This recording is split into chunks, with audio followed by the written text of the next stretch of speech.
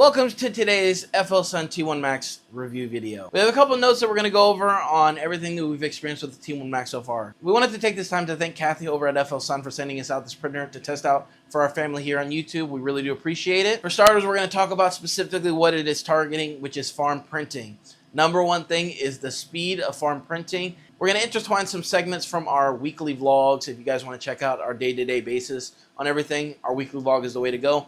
So the speed is on par or even better with other high-end printers. The next thing I'd like to talk about is the quality of the prints. The prints are coming out extremely well, extremely detailed, and there hasn't been any errors on the quality-wise, even with changing the filaments several times. Now, there is something I'm going to note here to talk about later that I did that was an error that is going to fix a problem that has been done for myself. The process of originally setting up the printer was something of an overly thought process for myself because I'm not used to setting up a printer from the top base, bottom base, and mid base.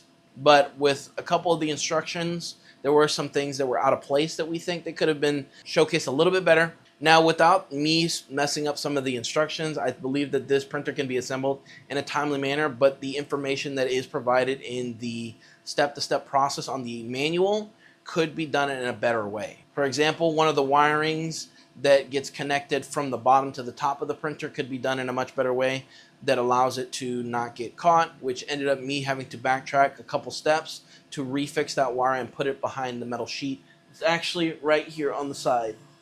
And another note, when the setup process was done in the instructions, it said how to connect the venting tube to the machine, but you have to, I recommend connecting the connector first and then the ventilation tube to go up into the printer, which it doesn't really state that in there. It just states to connect it at that point. I also want to mention we haven't put any PETG, ABS, any other materials, no TPU, anything like that. We have only tested this printer on the ability of just PLA straight through it. Now, we have changed PLA several times, even during a print, and it does handle it very well with putting it through the tube, connecting it all the way to the extruder, and continuing the print where it left off. Now, after several weeks of testing out this printer, I did notice that there is a way to load the filament while it has sensed that the filament run out sensor has notified you that it no longer has filament. Now, if you go to the print settings, which is the three lines on the left side, third menu on the left,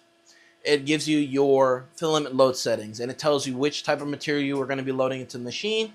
All you have to do is click on that and then click over on the down arrow above the extruder. It's going to load that filament in for you. It's going to extrude the remainder of the previous material and then load your other material up before it can get back to printing. Now, what I was doing is pushing it in there, letting the print heat up, and then letting it continue, which it does do that, but if it's not done properly, it won't continue and you will have failures due to user error, which happened twice for me. Now, with that loading situation, I don't think you're going to be experiencing anything like that unless you're dealing with wet filament, things like that, which could cause clogging and things like that, which is improper use of storage or improperly drying it before putting in there.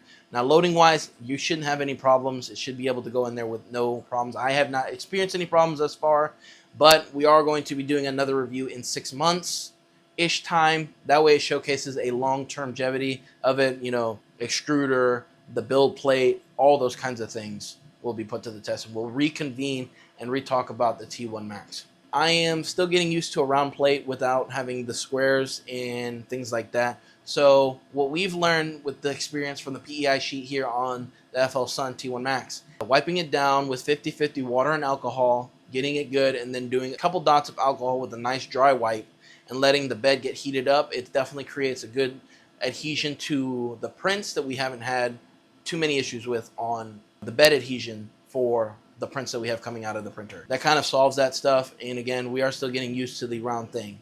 So we think that that kind of simplifies or helps the process of bed adhesion. Now, another thing that we've had flawless issues with is air printing, hopping onto the software side of things and sending stuff to get printed. Now, I will say too, you're going to have the USB plugged in order to do the air printing. So make sure you guys do have some form of USB that can store your prints that are being sent over to the printer to not have any issues. Otherwise, it won't do that. Now, the software that is incorporated with FlSun is very similar to what Bambu Lab Studios has as their slicer. I'm very familiar with that. I'm able to set things up in similar parameters. exactly how it is. One thing we have had an issue with is we set up a causeway part exact same way on both printers, and while this one failed twice, the Bambu was actually able to keep it consistent. Same threshold with 60% overhangs and brim on the bottom, and it wasn't able to do it on this one. Now with some tinkering, I believe I can get it done right. Now I did slow down the part 50% on the T1Max as well, which still ended it in a failure, unfortunately. But like I said, with some tinkering, I think I can get it down to where it won't do that anymore. It is a brand new printer that works slightly differently than other 3D printers, so I'll see what can work the best on it. Something I did notice when bringing things into the slicer, one of the first prints we had to test the height didn't actually finish. It's definitely some form of software issue that it's still allowing print to be printed outside of its range on height wise. So I did want to mention that right now. As of this video being uploaded, it has not had a software update. When the software update comes out, I will mention it in my weekly vlog of that fix. But currently right now, it has the parameters of front and back, left and right on the build plate sizing wise, but it just does not have the height properly included on the software side. Another thing I'd like to note is this printer actually comes with a roller to put your filament on. Now originally we had it set up on top of the printer.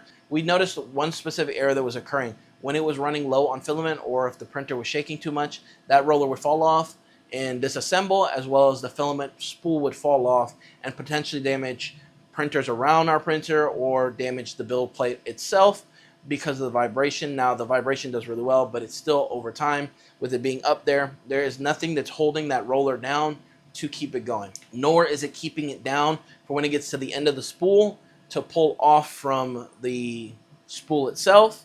So it's definitely using a lot of force and torque to pull it off, which is taking the spool off of the top and pushing the roller to the side of it. We've also found a better solution for it to be put on the table behind the printer, which has helped significantly, but we did notice it's also bringing that spool up because there's not enough force of it pulling from it being at a lower angle to take it off the spool until the very top. So it's still being pulled off and being brought to the top of the printer without doing that. Now, if I catch it in time, it definitely doesn't have any issues, but that is something that you're going to want to take a look at when it comes to the T1Max. Two things I did notice. In the software, it does showcase that it has the ability to attach a camera, which we were not sent at one at this current time. Same with the enclosure capabilities. It also has the ability, and looks like there's going to be an enclosure, which I think would be phenomenal for this printer.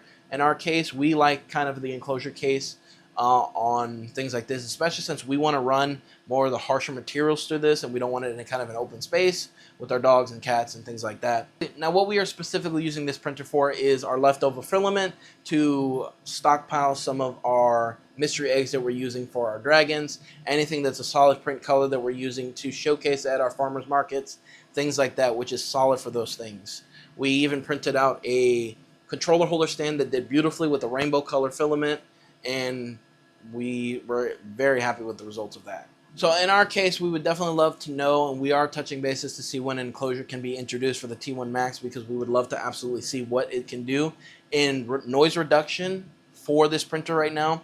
While it is quieter compared to some other printers, it still does produce some sound without the enclosure. Now, while this is very thorough on the T1Max, I do want to mention that the bed leveling is very much on a longer side. While it is extremely thorough, and more than likely you won't have to bed level very often unless the power goes out or you're switching the printer onto another table, it is about 15.5 minutes to bed level. Again, very thorough, but it is 15.5 minutes. Now, these things I believe can be fixed. Not necessarily a negative, but more of one, time consumption, and two, cost inefficiency with failures. The T1Max is still, at the end of the day, an incredible printer. They are currently running a sale on the T1Max for $479. There's a link in the description box below for you guys to go pick one up. I do also want to mention the aesthetics of this printer is absolutely phenomenal. The way the certain sounds coming from the printer is something I don't think anybody really talks about, but I love how it looks, I love how it sounds,